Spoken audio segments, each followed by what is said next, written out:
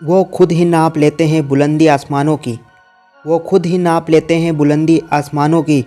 परिंदों को नई तालीम दी जाती उड़ानों की। महकना और महकाना तो काम है खुशबू का। महकना और महकाना तो काम है खुशबू का। खुशबू नहीं मोहताज होती कद्रदानों की। जय हिंद दोस्तों, आपका अपने चैनल फैक्टो फैक्ट्री पर स्वागत है। हमने पिछली वीडियो में वैदिक सभ्यता पढ़ ली है। अब हम इस वीडियो में आपके लिए लेकर आए हैं वैदिक साहित्य। वैदिक साहित्य के अंतर्गत हम वेद, ब्राह्मण ग्रंथ, आरण्यक ग्रंथ, वेदांग, उपनिषद आदि पढ़ेंगे और इसके साथ ही गैर वैदिक साहित्य भी पढ़ेंगे, जिसके अंतर्गत रामायण, महाभारत, स्मृतियाँ देखेंगे। तो ज़्यादा समय बर्बाद न करते हुए वीडियो शुरू करते हैं और वीडियो को अंत तक देखें। तो चलिए शुरू करते हैं। वेद। वेदों की संख्या 4 है। चारों वेदों को संहिता कहा जाता है। वेदों का संकलन करता वेद व्यास जी को माना जाता है। 4 वेद ऋग्वेद, सामवेद, यजुर्वेद और अथर्ववेद हैं। इसमें हम सबसे पहले ऋग्वेद को देखेंगे। ऋग्वेद सबसे प्राचीनतम संस्कृत साहित्यिक ग्रंथ है। ऋचाओं के क्रमबद्ध ज्ञान के संग्रह को ऋग्वेद कहा जाता है। ऋग्वेद का मुख्य विषय ईश्वर की महिमा है।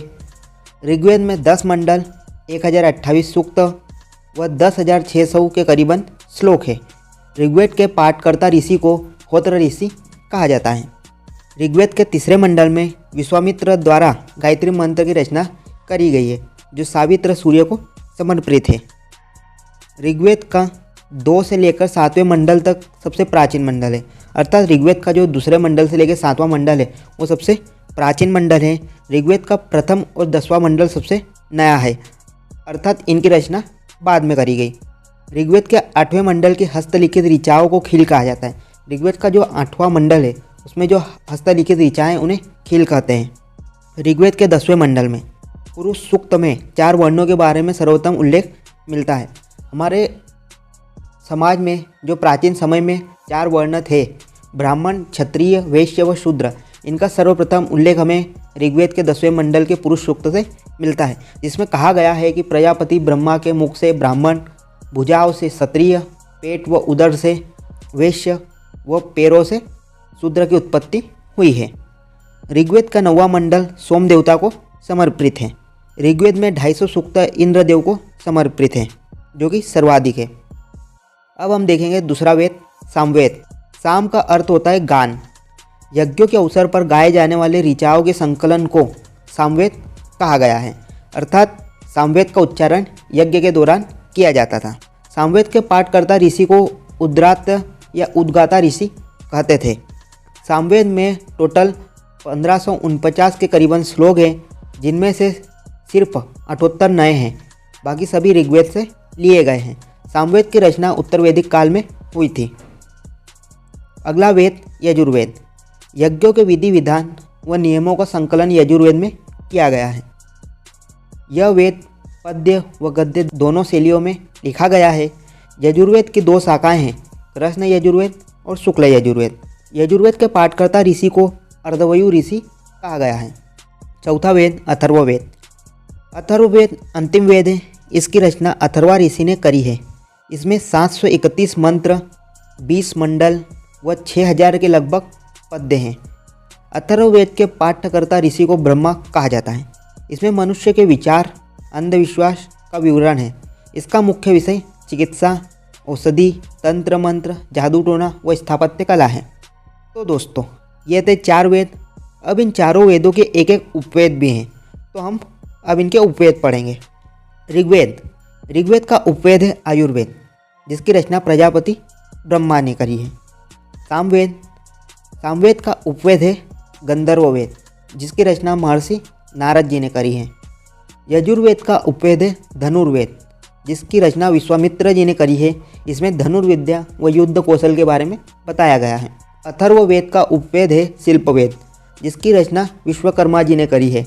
इसमें शिल्पकला एवं स्थापत्य कला संबंधित जानकारी दी गई है।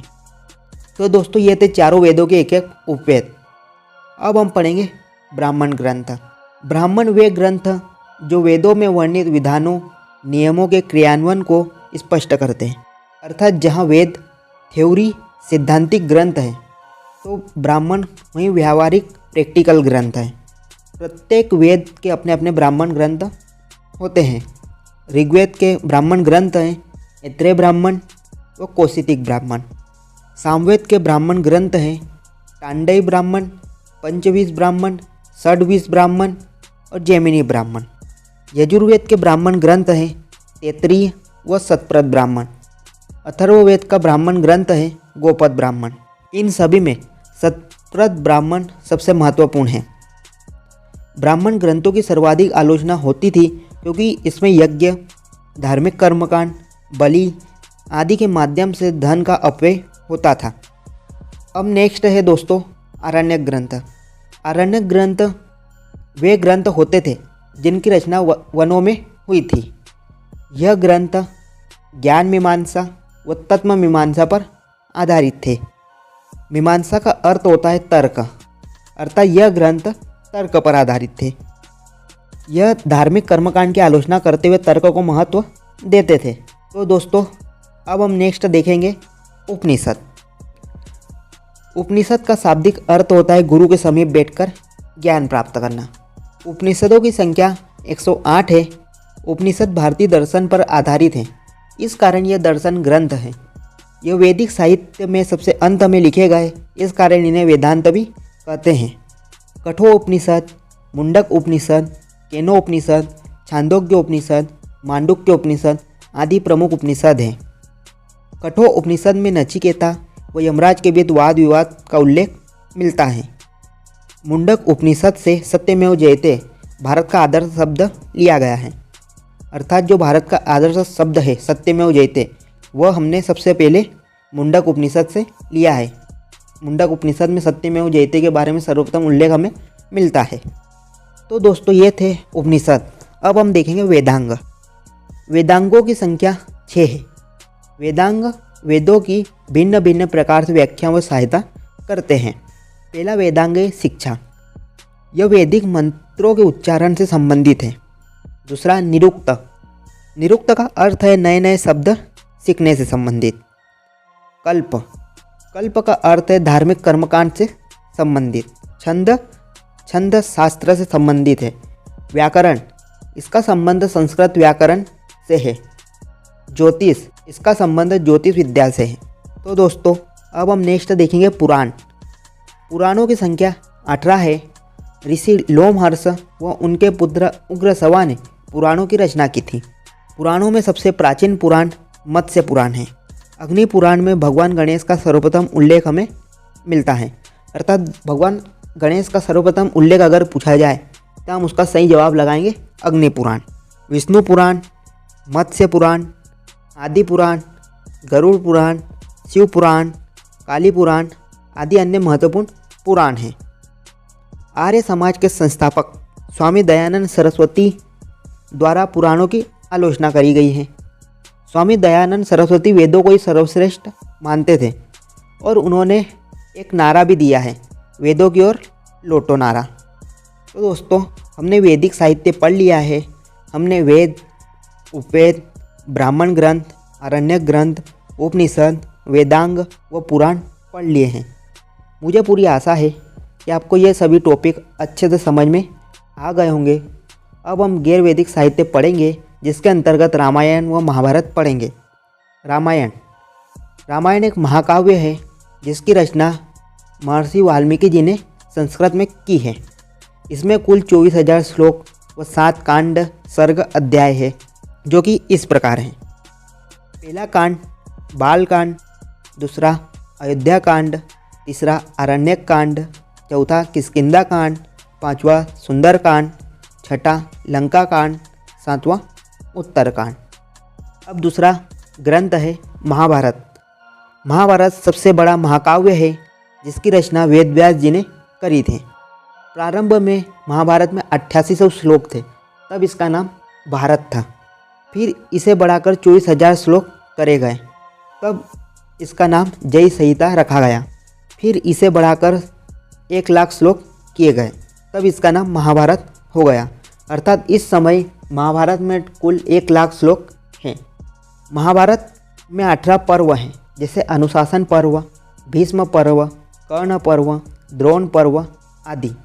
महाभारत का युद्ध 18 दिन तक कुरुक्षेत्र के मैदान में कौरवों व पांडवों के मध्य लड़ा गया था, जिसमें शुरुआत के 10 दिन तक भीष्म पितामही कौरवों की तरफ से लड़ते रहे। 13वें दिन अर्जुन पुत्र अभिमन्यु ने दुर्योधन के पुत्र लक्ष्मण को मार दिया था। युद्ध के 14वें दिन चक्रव्यूह में फंसकर अभिमन्यु की मृत्यु हुई थी। तो दोस्तों ये थे वैदिक व गैर वैदिक ग्रंथ। अब हम इस वीडियो में कुछ एडिशनल चीज़ें भी बता देते हैं। ऋग्वेद कालीन नदियाँ व उनके वर्तमान नाम, जिसमें एक तरफ प्राचीन नाम व एक तरफ वर्तमान नाम लिखा गया है। तो शुरू करते हैं। पहला क्रुम। क्रुम नदी का वर्तमान नाम है कुर्रम नदी। दूसरी वित्सता, जिसका वर्तमान नाम है झेलम नदी। अस्किनी, जिसका वर्तमान नाम है चेनाब नदी। पुरुषणी, जिसका वर्तमान नाम है रावी। सदानीरा, जिसका वर्तमान नाम है गंडक। सतुद्री, जिसका वर्तमान नाम है सतलज नदी। विपासा, जिसका वर्तमान नाम है व्यास नदी। गोमती, जिसका वर्तमान नाम है गोमल नदी। तो दोस्तों अब हम देखते हैं 7 दर्शन। पहला चावार दर्शन, चावार मुनि द्वारा। सांख्य दर्शन, कपिल मुनि द्वारा। तीसरा योग दर्शन, पतंजलि द्वारा। चौथा न्याय दर्शन, गौतम ऋषि द्वारा। पांचवा वैभेषिक दर्शन, कणाद या उलुग ऋषि द्वारा। छठा मीमांसा दर्शन, जो 2 भागों में, पूर्वी मीमांसा व उत्तरी मीमांसा। पूर्वी मीमांसा की रचना जैमिनी ऋषि द्वारा करी गई, उत्तरी मीमांसा वादरायण ऋषि द्वारा। तो दोस्तों इसी के साथ अब हम अपनी इस वीडियो का अंत करते हैं। हम आशा करते हैं कि आपको सभी चीज़ें अच्छे से समझ में आ गई होगी। अगर आपको कुछ भी डाउट आता है तो कमेंट में ज़रूर बताएं। आप इस वीडियो को लाइक करें, शेयर करें अपने दोस्तों को, ताकि उन्हें भी कुछ फ़ायदा हो सके। इस टॉपिक से जुड़े महत्वपूर्ण प्रश्नोत्तरी वीडियो भी आएगी, तो आपसे निवेदन है कि तब तक इस टॉपिक को अच्छे से पढ़ लें और प्रश्नों के सही जवाब दें, और चैनल को सब्सक्राइब करना ना भूलें। तो फिर मिलते हैं अगले वीडियो में, तब तक के लिए धन्यवाद। जय हिंद।